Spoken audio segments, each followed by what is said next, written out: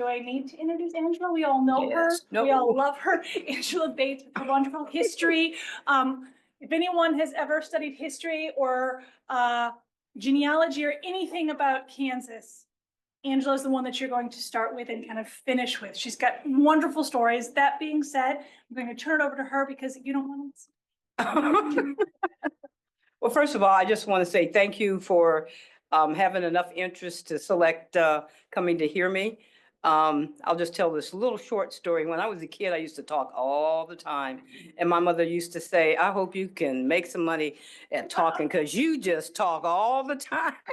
I guess I had so much to say. I don't know, but I've learned a lot and I've learned to be quiet at times, but I do like to talk. And so the young lady that's going to have the little 15-minute thingamajig, she's going to let me know when 15 minutes is up, and then I'll open it up for some questions and answers. But I do love to talk, especially when I'm talking about my family and I'm talking about Nicodemus. It's just very inclusive. It is far-reaching, so it's exciting to me, and I never stop learning. I'm always meeting extended families and stories, and so it's just absolutely wonderful to be a descendant of those settlers that came in 1877. I do want to start with a 30-second clip from our documentary film that we just released in May. She's coming. She's running. There you go. Yes, that one right there. That's it. This is just a little trailer. It's only about 30 seconds long.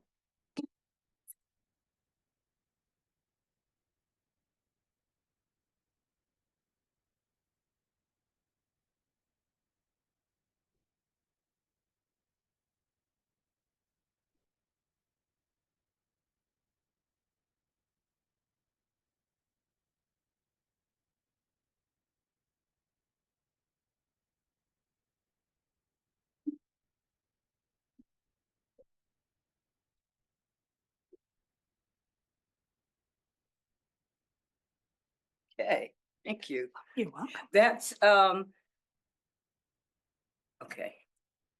It's all yours. Okay, thank you. That little 30-second clip, very, very proud of because it really highlights the last 35 miles of the trip that the original settlers took from central Kentucky all the way to Nicodemus. And so Ellis Trail to Nicodemus is about the last 35 miles of that trip that they were making.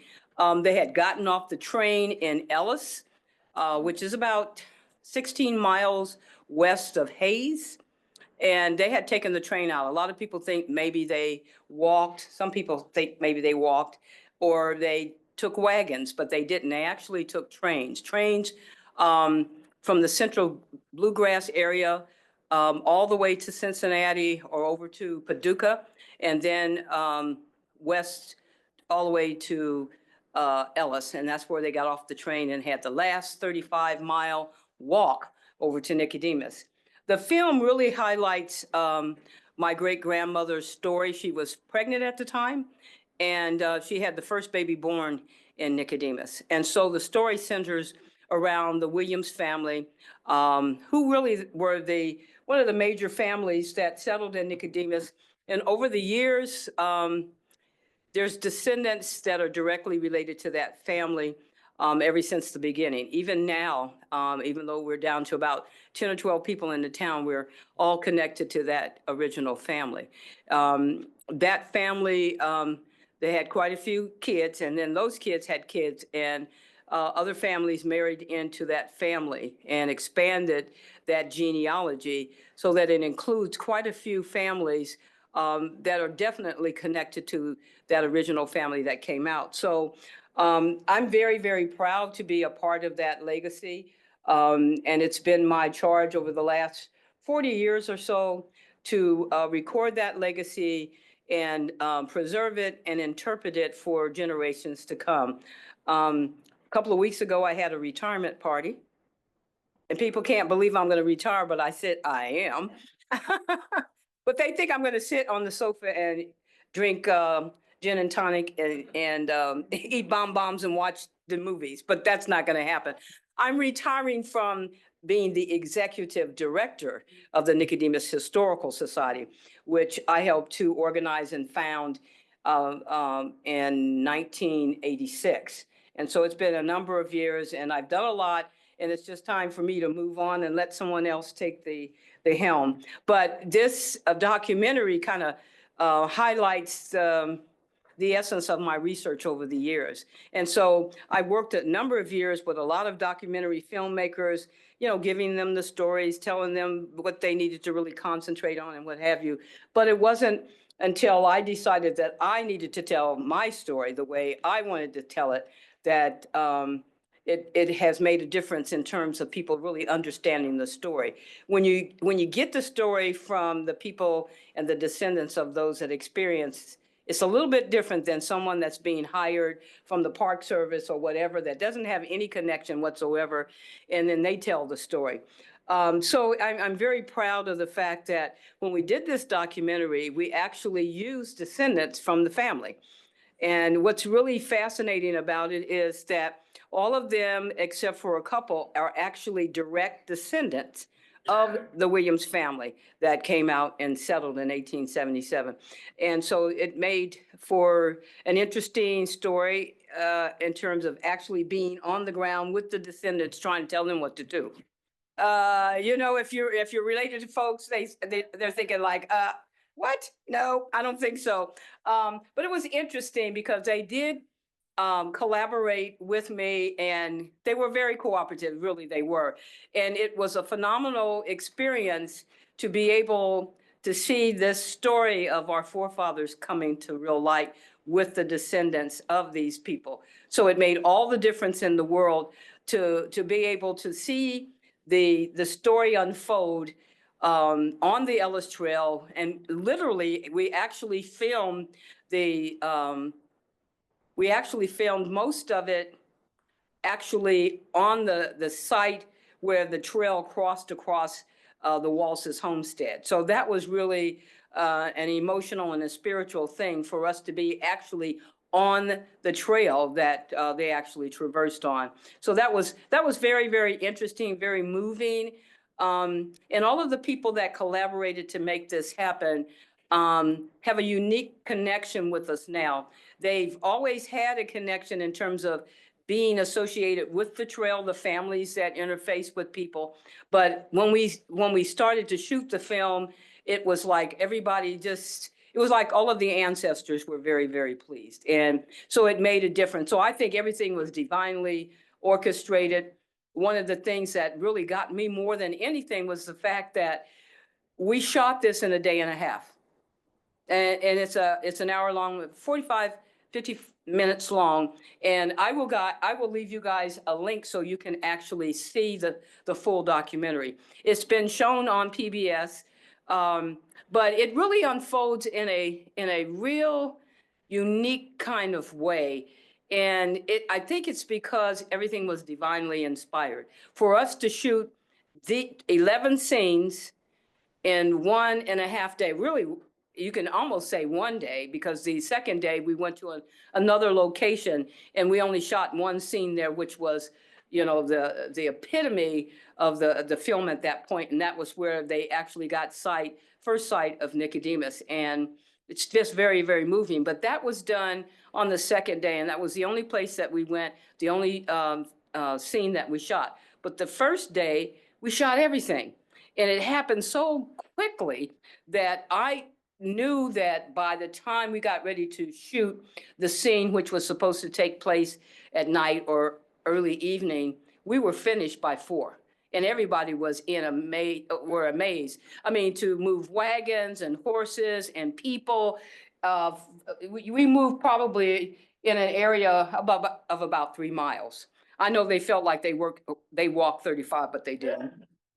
But it was just divinely inspired. The weather was beautiful. There was no chemtrails in the sky. There was nothing that interfered with what we were doing. And so it was just, the hand of God was at work throughout the whole process. And we did actually, I'm going to step from behind this podium here because I can't see over it. We actually published a photographic book about the film. And there's photographs of the family that we're actually portraying. And we're also, I'm going to be talking specifically about them. This basically, do I need to hold that? I said I was going to stay back there, but I guess, okay. Can you hear me now? Do you have AT&T? Or is it Verizon?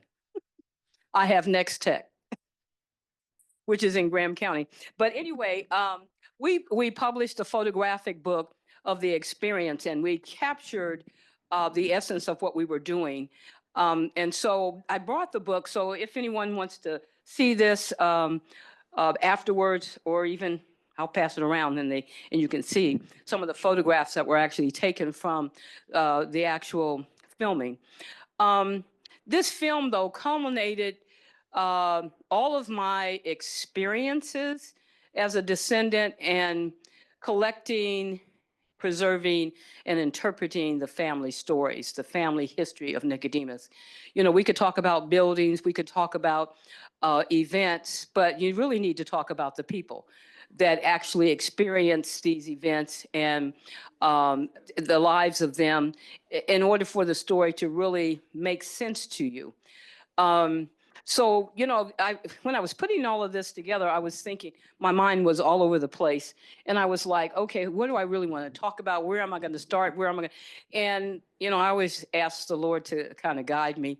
And he said, okay, just listen to me. And so that's what I'm doing. In 1986, when I conceived of creating the Nicodemus Historical Society, I was really motivated by the fact that I didn't want to see Nicodemus disappear. As a child growing up in Pasadena, California, that was a wonderful place to grow up in. But then every summer, at the end of July, we spent a week or two at Nicodemus at the Emancipation Celebration and visiting all of our families. And it was just a wonderful experience. You know, I was so proud growing up saying, you know, we're going to go to Nicodemus and it's our own town. I mean, tell that to some kids. I mean, really, you got your own town? Yeah, we do. And it wasn't until a friend of mine actually came as an adult that she realized what we were saying was really true. She actually came to Nicodemus. But to be able to have that in contrast with growing up in an urban environment was really something that kind of stuck in my heart, in my mind, because it was like, this is where the family started. This is where my roots are. And it's not just the people, it's the sacred ground that we call home. It's Nicodemus. It's that place where we're all connected, where we can always go back home, so to speak. And so as a kid, I just grew up, you know, thinking that, God, we have this unique place we call home, and it's our own all-Black town.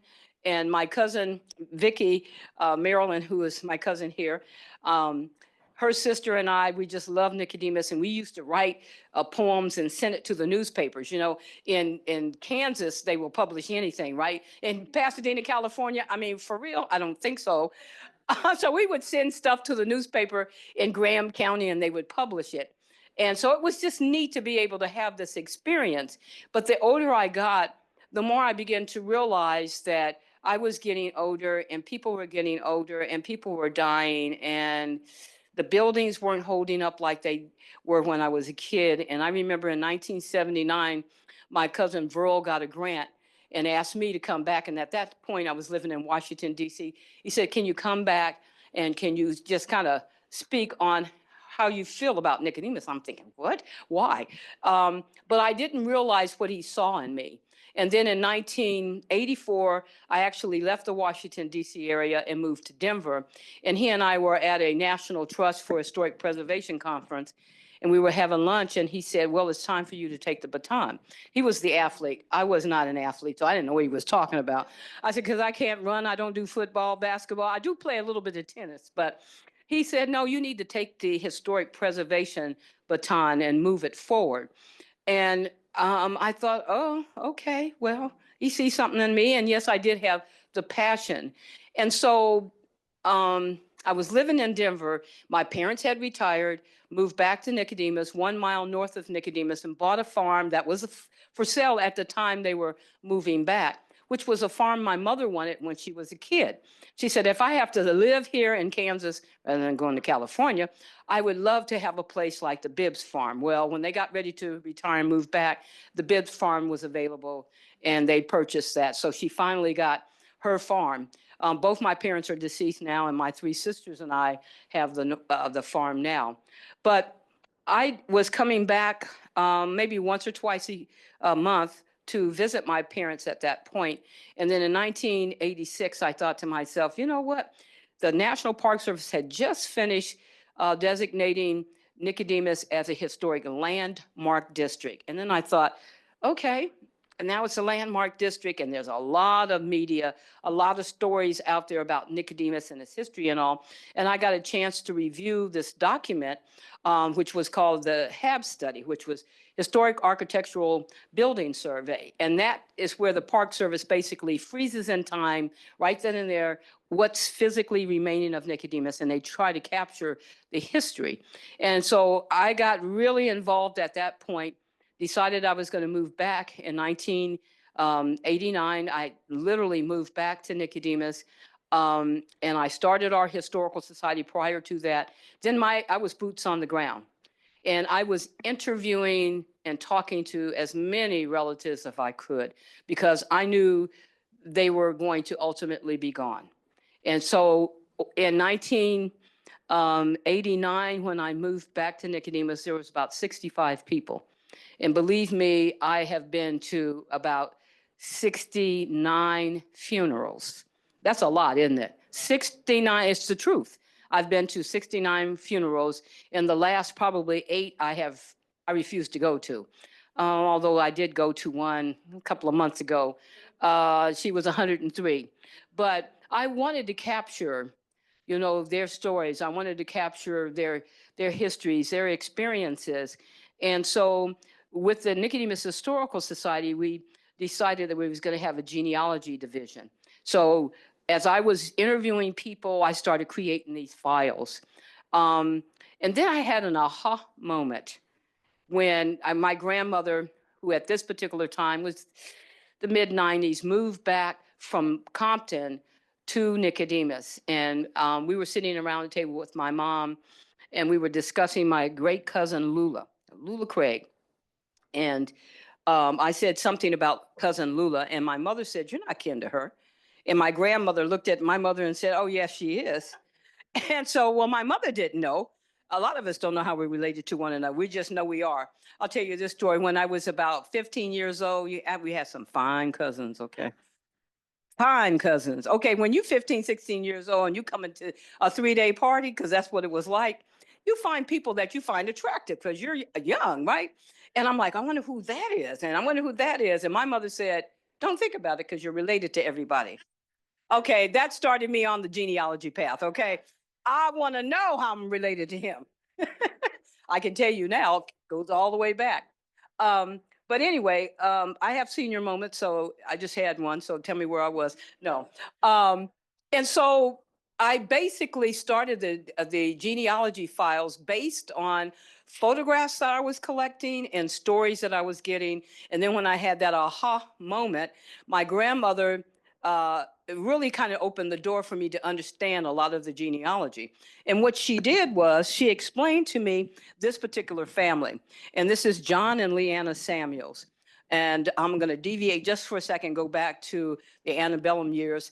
Vice President Richard M. Johnson, who's pictured on that last one there, he was the vice president under Van Buren.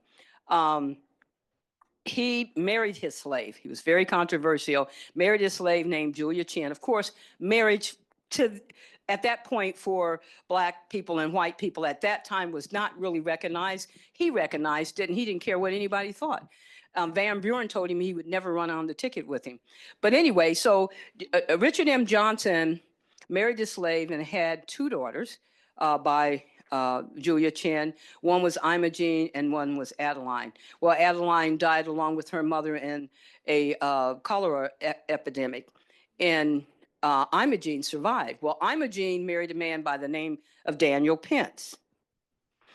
I wonder if there's, I always like to say, I wonder if there was any connection at all between that Pence. I would love for someone to do his genealogy.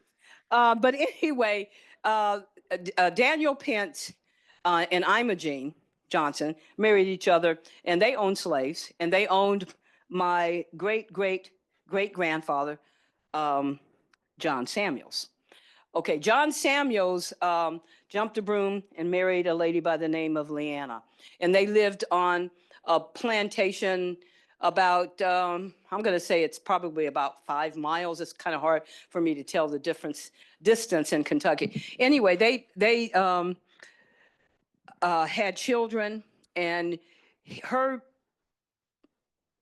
his master, Daniel Pence, when his uncle died and they owned his wife, they took the slave family to Missouri, to the western Missouri area, which meant that the slave family got split up. So John Samuel stayed in Kentucky for about 3 or 4 more years, and then they sold him to someone in the western Missouri area. So he ended up there, eventually reconnecting with his wife and all. Okay, that's my dad's side of the family. Okay, my mother's side of the family, these were Johnsons. They were also owned by Vice President Richard M. Johnson. I don't know why I keep looking at you, but it's all right, okay? Anyway, Richard M. Johnson actually owned the Johnson, his slaves were obviously with the last name of Johnson. So my great-grandfather, Tom Johnson, was actually owned by Richard M. Johnson. So they knew each other because they were on the different plantations, and they were allowed to visit. He was allowed to visit his wife on the weekends. And so they also had what was called a Colored People's Fair. It eventually evolved into what was called the Colored People's Fair. But during the antebellum years, they basically would allow the slaves off on the weekends in August. That first week in August was the big weekend that they allowed them off. And so they got a chance to see the other slaves in the area. Well, Tom Johnson was married to Zarina. And where Lula Craig comes in, and my grandmother comes in. You guys are going to keep up with this, okay? Because it can get a little confusing. They had a daughter named Harriet. This is John and Leanna. They had a daughter named Harriet, and Harriet married a guy by the name of Sadler. And Lula Craig was one of their children. She was Lula Sadler, then ultimately she married a Craig. They also had a daughter named Mary. Mary married a famous Buffalo soldier by the name of Sam Garland. Sam Garland was part of the Battle of Beecher Island. He was also a part of the first battle that took with the Buffalo soldiers that took place on the Saline River, about 10 miles north of Hayes. They also had a daughter named Margaret. Margaret is my great-grandmother. She married a guy by the name of Emmanuel Napier, and Emmanuel Napier got shot in the leg with a bullet, shot by, what's his name? Buffalo Bill, and he died of gangrene as a result.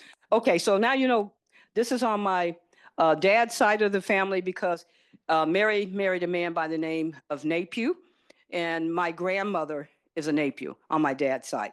On my mother's side, which is the Williams side, she, the first baby born in Nicodemus, his name was Henry. He was born October the 30th, 1877.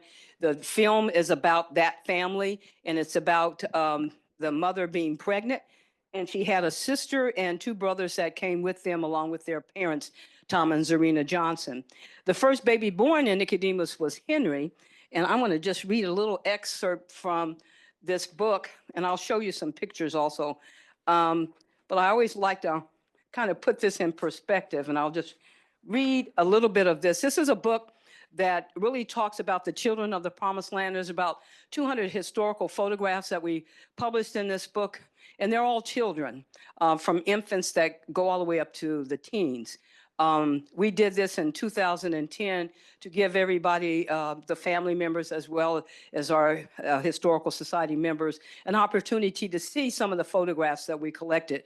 And so we published this, and there's about 200 photographs in there. But anyway, I want to read this. In the fall, better put my glasses on. In the fall of 1877, young and pregnant Emma Johnson Williams traveled to an unknown land with her siblings and parents. She journeyed to Nicodemus, Kansas, far beyond the horizons of what was familiar and known to her and her parents as former slaves on the plantation of Vice President Richard M. Johnson of Georgetown, Kentucky. Emma traveled without her husband, Charles, who had promised to meet her in Nicodemus in the spring. To know her child would be born on free soil must have replaced any apprehension she felt facing the unknown. When she gave birth to the first child of Nicodemus, a child born to experience freedom, shouts of joy must have rung across the barren and windswept Kansas prairie. The angels of heavens must have sung a song of joy while the spirits of our ancestors celebrated with great jubilee. The birth of this strong boy during the harsh fall of 1877 was a sign of the strong will required to face the challenges and hardships ahead. As a new mother and pioneer woman, Emma met those challenges and hardships with raw tenacity and a strong faith in God. She had survived childbirth and was proud to give birth to the first child born in Nicodemus. God himself must have been pleased when those first cries rang out, letting heaven and earth know that this tiny babe was one of the first generation of African-American children born free on the free soils of Kansas.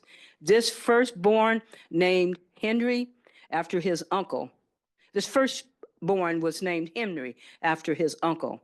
On that late October day when little Henry took his first breath, buffalo chips used as fuel, dirt from the dugout where he was born, and his mother's warm skin were his first scents. Light that flickered from a nearby candle or lamp was the first light to his tiny eyes. Beyond the sounds of loving voices, his ears must have heard the cry of a lone wolf, the sweet song of a Kansas meadowlark, the cooing of a dove, or perhaps the screech of a red-tailed hawk. Kansas welcomed him as we all welcomed his first breath in this new world. And that's how it began in Nicodemus, October the 30th, 1877. We have with us this day, and I'm always very, very proud to introduce her. She doesn't like to talk very much. She's not like I am, but she is a direct descendant of Henry, and this is Marilyn Sayers. Although Marilyn was not in the film, she was on the set helping to do a lot. But it was neat to be able to have her interviewed at the end, remembering her great-grandfather, Henry Williams, and he was the first baby born in Nicodemus. As the family started to settle into their homesteads and what have you, they started marrying each other until it got down to our generation. And of course, we could not marry anybody. That's the Nicodemus curse. But it's neat to be able to come to the Emancipation celebration. It's open to the general public, but we as descendants feel very proud of the fact that a lot of the descendants and people that are participating are members of several of the families that settled at Nicodemus. To go back to the Williams family, first baby born was Henry, named after his brother Henry. But anyway, so Henry was the first baby born. The second child that she had, her name was Maggie, and Maggie married a man, and they ended up having a child that is the grandparents of Gerald and Kevin Wilhite. I don't know if those names mean anything to anybody that keeps track of football, but Gerald Wilhite is our cousin, and he played for the Denver Broncos back in the 80s and was a member of the Three Amigos. I think that's what they called themselves. So you can see how Gerald Wilhite is connected to the family here. His great-grandmother died in a fire, so she's not pictured here, and she was married at the time. She had the second son, who was Charles. Now, in the documentary film and in what I just read, her husband did not come with her initially. He promised to come in the spring, and he did. But she came because she was pregnant and she was going to have the baby, and she wanted her mother, who was a midwife, to help have this child, help her have this child. So Charles did not come until the spring of 1878. I'm sorry. Yes, he did. He came in the spring of 1878, and that's when he first saw his son, Henry. But her second son was Charles, named after Charles, and that's my grandfather. That's my mother's dad, and so he's featured here. Then she had a daughter, another daughter. Her name was Clara. Clara married a man by the name of Tom Wellington, and that's where Verl Schweitzer comes down the line. If you know who Verl is, who played for the Green Bay Packers, he integrated the team. And his mother was Ora Schweitzer, and she lived to be about 106. So you can see how I'm related to him. And then they had another son named Neil. And some of the people that actually played in the documentary are direct descendants of Neil. And Neil's daughter, one of his daughters, married a Bates. I don't need to even go into that, but I will. I'll just move over here to the Bateses. Now, the Bateses were really, Perry Bates, who was my great-great-grandfather, was actually from Danville, Kentucky. He served in the Civil War, and so did Tom. Tom Johnson and Zarina, the parents of Emma. Tom was actually at Appomattox when Lee surrendered. He was with the 116th U.S. Colored Infantry. But Perry Bates was also a Civil War veteran, and he married a lady by the name of America Bates. And they had a number of children, and one of their sons, named James, married a lady by the name of Annie. And down their line comes my grandfather, and then my father, and obviously me. But some of the Bateses married into the different families, and you start to see the integration of the families, and you start to see how all of the genealogy gets really, really complicated. Then what we did after we started the Historical Society and we started collecting the family stories and photographs and what have you, we decided that because I had that aha moment with my grandmother, I could put families together. I could see how people were related to one another. So I can go back to these original families and get most of Nicodemus. Now, this is the George and Effie Moore family.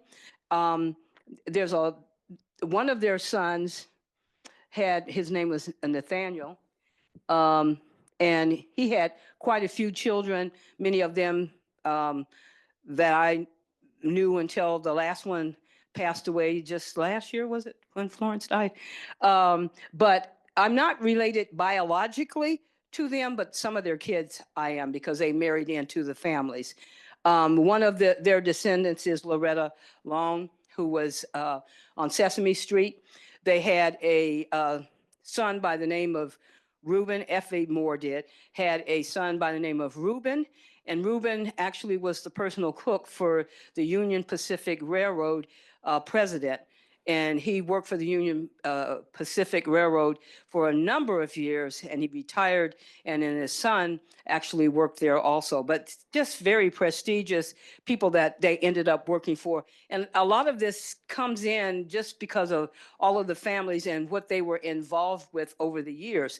When I think about, and I don't have the Sayers family up here, but the Bateses, two of the Bates sisters married two Sayerses. You've heard of Gail Sayers. Okay, Marilyn's a little bit closely related to him than I am. But two of the Sayers brothers married Bateses, and one married a Williams. So, okay, you can see how complicated things get. But two of the brothers of W.L. and J.Q. Sayers became county attorneys, and that's just amazing to me.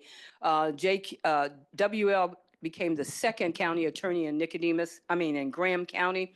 The first county attorney was a Black man by the name of okay, what was his name? G.W. Jones. And G.W. Jones came from Mississippi, but the county voted him in as the first county attorney, African-American, early 1880s. And that's phenomenal. And then the second and third county attorneys were our great uncles, W.L. and J.Q. Sayers. Phenomenal people that did, I mean, they were doing it out there in Northwest Kansas. I mean, it was just amazing. So, you can take several of the families, and in an isolated environment like Nicodemus, and people started marrying each other, you can begin to see the complication of the genealogy. And it wasn't until I had that aha moment that I could connect John Samuels, seen pictures, didn't really know who he was until my grandmother set me down and said, no, that's your great, great, great grandfather. She broke the genealogy down. He was the one that organized the third group that came in 1879. And it was his family and his extended family that came in and married a lot of the people that were already there. But once I put that together, I could begin to really see the connection with all of the people in all of the stories. And I have been asked by the University of Kansas to not only write my memoirs, but to write the history of Nicodemus from a descendant point of view. And that will be interesting because I can begin to explain things that make sense to me, make sense to the families, but cannot be explained by people from the outside. Okay, how am I doing on time? Okay, because I can keep going. So you get a general picture of what I'm talking about here in terms of the genealogies. And one of the things that I'm going to do in my retirement from the Nicodemus Historical Society is help out with the genealogy, because I'm the one that really does understand it. I don't understand all of the families, but I understand the majority of them, and I can talk to most descendants about the genealogy as it relates to a lot of the families. And when some that come from a different family are married in, I can explain that to them. And so we're going to take our genealogy files that we have, and we have a major project where we're going to create a digital database. And we're also going to be able to not only create this database so people can understand the genealogy, but be able to give people an official Nicodemus descendant document and or card. We started that a long time ago, but we're going to revive that, and it'll give people an opportunity, if reparations ever come down the pike, whichever way it comes down the pike. And if you need to verify your genealogy as it relates to Nicodemus, we will be able to do that. And there's people that we've met all over the state, all over the United States, that are making their connection with Nicodemus. And it's amazing. Just to show you on this is a part of an exhibit that I did back in whenever it was. After I went to Kentucky the first time, I had met this man, Bill McIntyre, and he's a direct descendant of Vice President Richard M. Johnson. And so I know his genealogy all the way down to how his great-grandparents came to Nicodemus to Cello, and there was no land, so they went over to an area called Waukeeny. And when I met him, I thought, and this was in the early 90s, I was like, you an old man, why you got blue contacts? That was really, that was really popular at the time. Everybody's wearing all these different colored eyes. And I thought he had blue contacts in. He said, no, these are my real eyes. I said, where'd you get blue eyes from? He said, the Colonel. And I thought he meant, Colonel Sanders. He meant Colonel Vice President Richard M. Johnson. And so he's a direct descendant of that. Matter of fact, these are his great-grandparents that are directly, or grandparents that are directly related to Richard M. Johnson. But the very first time I went to Kentucky, it was amazing to see the number of people that look like the people in Nicodemus. It was like, oh God, that must be a Moore. That's got to be a Johnson. That's got to be a Jones. It was amazing to physically see the the genealogical connections with one another. Well, I had read about a guy by the name of George Moore, who had married Effie Moore, and I just told you that one of her sons actually was the private cook for the president of the Union Pacific. Well, anyway, they got married, and when I went to Kentucky, um, I was at a meeting where it was like this, and there was a bunch of people there, and this guy came up to me and he says, "You know, you talked about the Moores," and I said, "Yeah, there was a Moore family there." And he said, "I'm going to take you down the street after this is all over, and I'm going to introduce you to another Moore." And he introduced me to Clark Moore right here.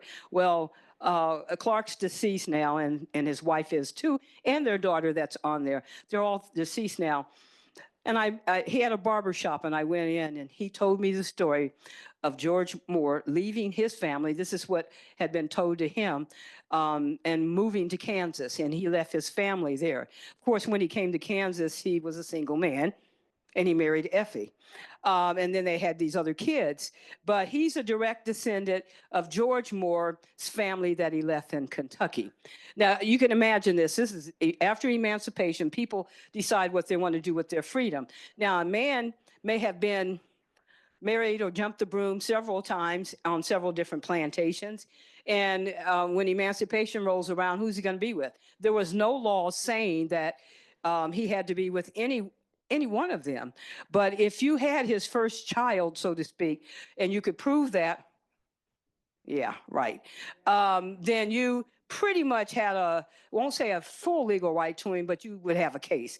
But anyway, people did what they wanted to do with their freedom.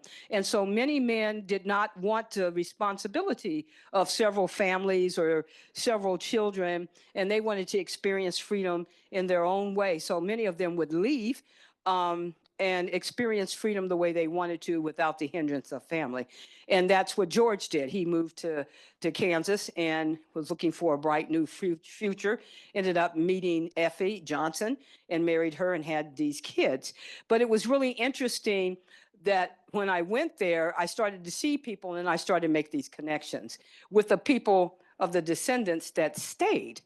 And, you know, I was concentrating on the ones that went to Nicodemus, but it didn't open my eyes completely until I got there and I started to see the people and hear their stories. Oh, yeah, Mrs. Wilson used to go to Nicodemus every summer and always take a plug of tobacco.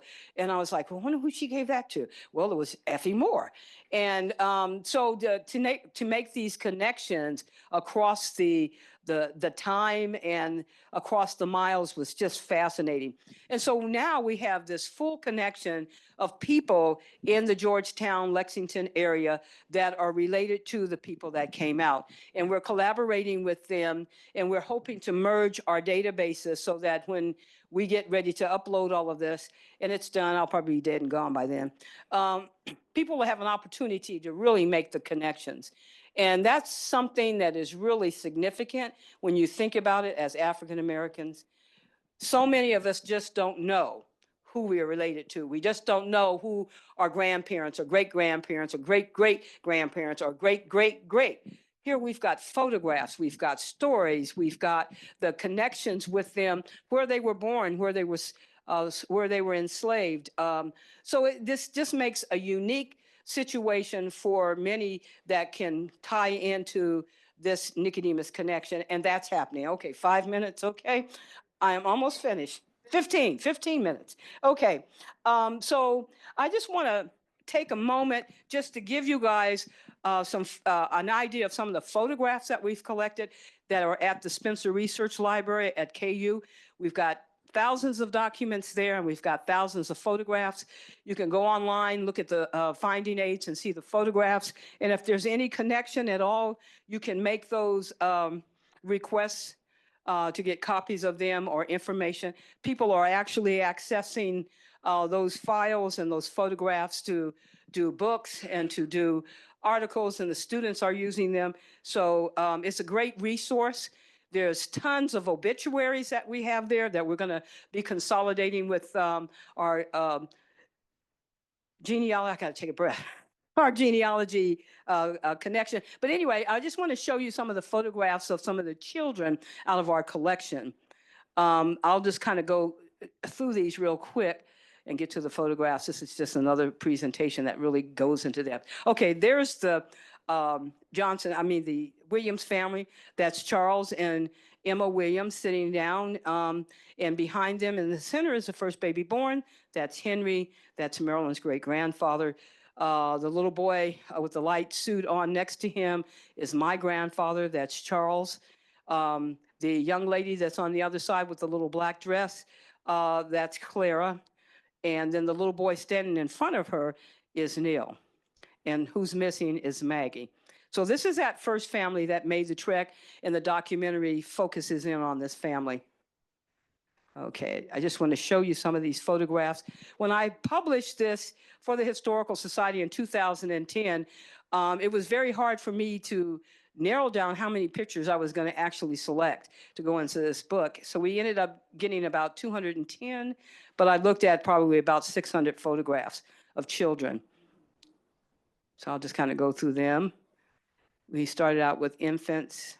Some of them I know who they are directly. This was my grandfather's, let me see, it would have been my grandfather's niece, but they were almost the same age. They were just months apart. This was for Fredonia, and I remember her growing up, and I remember before she died at 83, she lived in Denver, Colorado, and I got a chance to interview her. Now I can talk about her. Some of the photographs are studio photographs. Some of them are taken with cameras, some that people had individually, which blows my mind. I'm like, how do they have cameras? But it was important for them to document their children, and so they would take them to the studios and get their photographs taken. So it's a blessing that we do have the photographs that we have. Just neat photographs, just absolutely wonderful.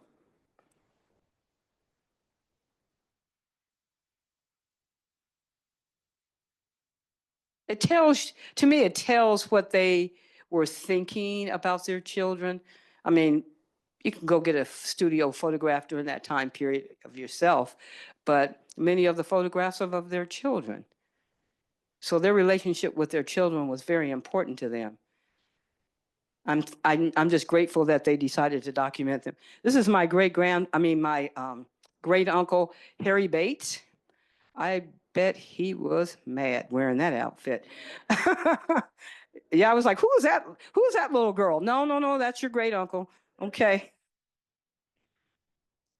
Proud mothers and their children. Yeah, it just speaks volumes of their relationship with their children and how important it was for them to raise their own children for the first time, having to endure slavery themselves. Now they have children that are free, and they're free to raise them the way they want to.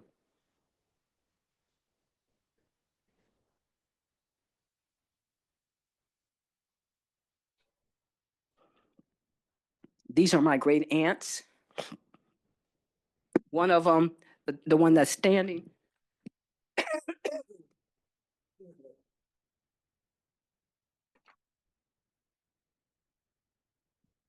was married to the little boy, Uncle Harry, that had that little outfit on. Now this photograph is really interesting. These are some country bumpkin kids. Okay, the little boy that's tall standing there, his name is James. The little boy next to him is Clint. We called him Pinky. The little girl with her head turned is my sister Cheryl. And then the little one with her hand in her mouth was me. Those are the country bumpkins. That's when we lived in Nicodemus. This is when we moved to Los Angeles. Demas, Los Angeles. Demas, Los Angeles. I'm the one with the little dress held out to the side. These are just wonderful photographs, just absolutely precious. These are Alexander's. Several of these kids were related. This is my great-great-grandmother, America Bates, and two of her daughters. This is another one of my great-great-grandmothers and her four daughters. These are some teens. I love this photograph. I just think that's just neat. One of my favorite photographs. That's only about 2 inches square. but the photography and the clarity of it is unbelievable. What's wrong with that picture? Snow and trees with leaves. Ah, that would happen today, wouldn't it? Some of these are graduation photographs. That's my great uncle integrated the Stockton schools. This was one of the schools in Nicodemus, just 1 mile, 2 miles north, called the Fairview School.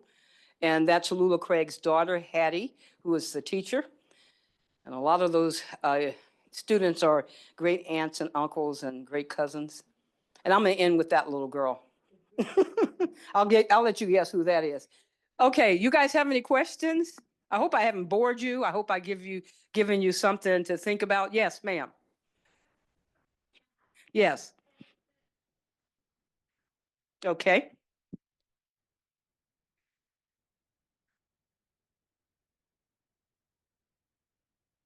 Brother-in-law has family history from Nicodemus. Okay. Okay. Okay, that's great. See how people are connecting? It's amazing. It's amazing. Yes, ma'am. I just want to say, when I seen you come in, I thought, isn't you're just classy and just beautiful. I'm sorry. I just thought, my God, you're the type of woman that reminds me of some of the women in my family, my mother and other aunts. Just my hat's off to you.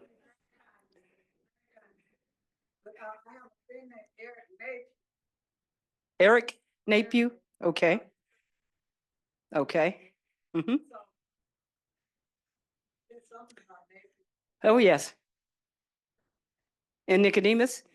Um, it comes through right through here. Emmanuel Napier, where is it at? Emmanuel Napier married one of John Samuel's daughters. But there were 3 brothers that were Napiers that came to Nicodemus and settled. And so there's quite a few descendants that are Napiers. There are also Napiers in that settled out in Hodgman County that are connected.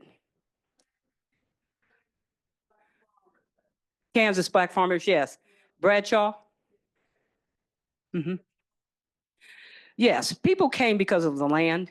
Most people came to Kansas because of the land. It was the free soils of Kansas, homesteading. That's why people came. That was the motivation.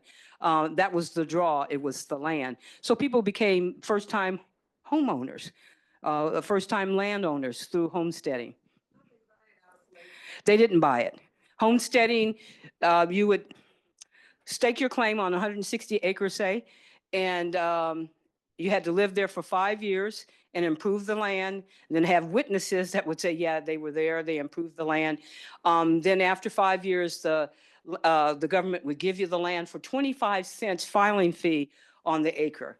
And so that's how and they got what was called a land patent. A land patent is the very first deed to the land.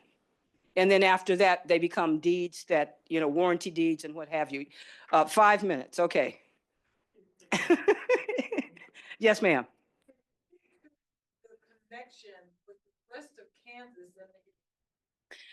Well, the connection is just literally all over the state. There's a lot of people. I heard someone earlier say something about Kentucky. There are a lot of Kentuckians that came to Kansas.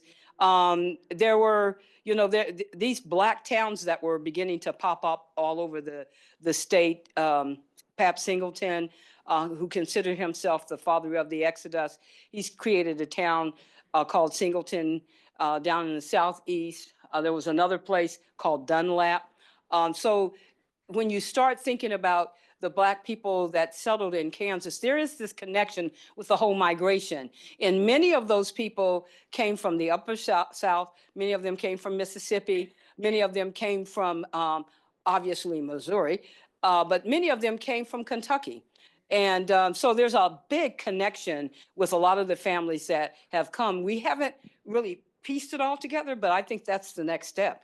I think there's a big web of connections with people. I had a young lady tell me that she was wanting to work on a project where she could identify the Black families that settled out in Logan County, where, what's the name of that town, Maryland?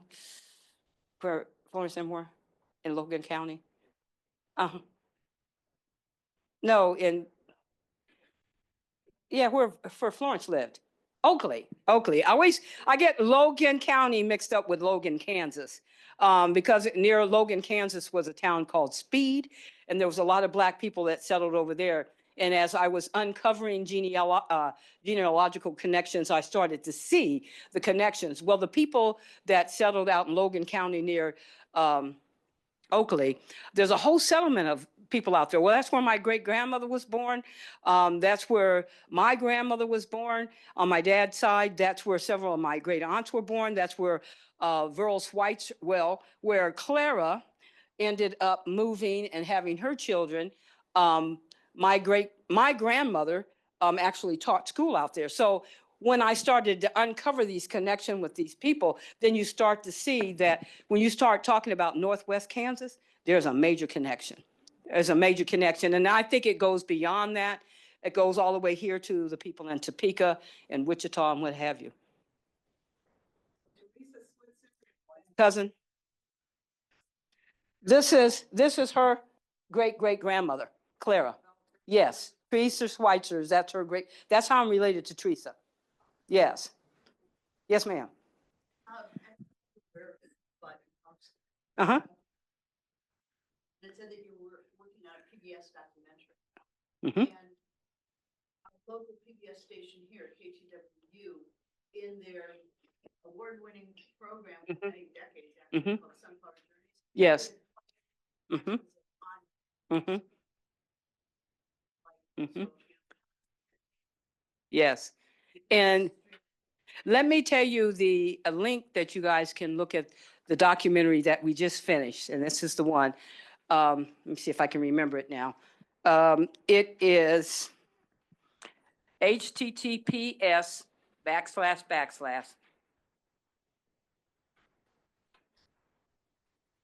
Vimeo, VIMEO.com / You do? Okay, she's got it. Yellow Rose, yes. And so you guys can see that, but we're hoping to show it here sometime in February. That's what I think we're talking about, showing it at the Brown v. Board. So you'll get a chance. And we're hoping to bring a couple of the descendants that live in the area and that were a part of the documentary. Many of you may know Norma Jackson. Johnine Powell was not in it, but she's a descendant and helped. So we're hoping that we can show it in February and have people there that can speak to their experiences. Even though they think they walked 35 miles, they only walked about 3. Yes, ma'am. I'm so sorry. She's going to give it to you. It wasn't your hearing it, it was me absent of speaking it. Well, you guys have been a wonderful audience. I appreciate the opportunity, and good luck finding your own genealogical connections. Thank you.